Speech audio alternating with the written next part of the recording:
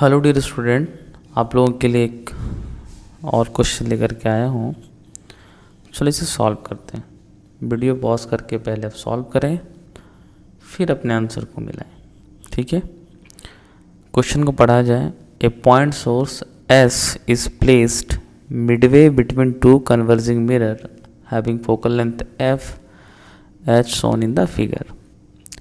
जैसा कि क्वेश्चन ही कह रहा है कि दोनों का जो फोकल लेंथ है वो सेम है और ऑब्जेक्ट को बिल्कुल दोनों के मिडिल में रखा हुआ है। Find the value of D for which only one image is formed. This is your D, only one image is formed. एक ही इमेज बनना चाहिए। अब देखो, आपके पास कोई फॉर्मूला तो है नहीं, सोच करके आपको सॉल्व करना होगा। तो चलो दिमाग लगाते हैं।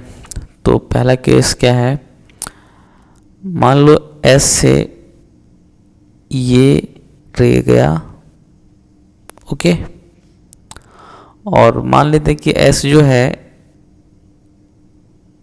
जो पहला मिरर है इसके फोकस पे रखा हुआ है, तो रे पैरेलल हो जाएगी इस तरीके से,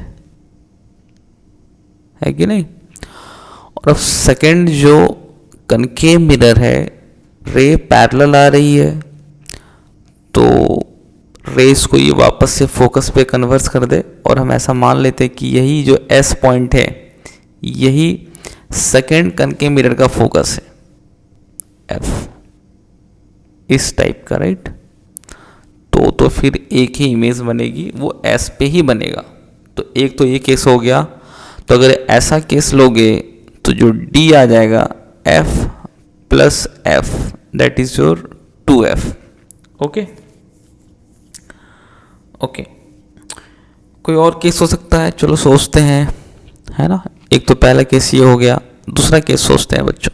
तो इसको मैं मिटा देता हूँ, ये आंसर 2f आ गया, राइट। अब ऐसा सोचो कि रेज यहाँ से गया, ओके, और यहाँ पे परपेंडिकुलर स्ट्राइक करा, तो वापस रिफ्लेक्ट करके यहीं पे आ जाएगा।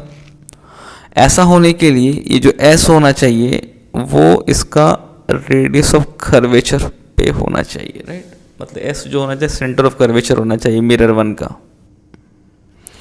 सिमिलरली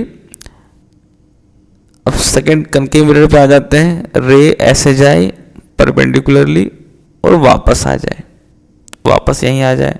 इसका मतलब ये भी आर ही होना चाहिए, राइट। तो एक केस ये हो गया, है ना। दोनों इमेज एस पे ही बन रहे हैं, तो एक ही इमेज बन रहा है, कोइंसाइड कर गए। So D is equal to the 2r, okay.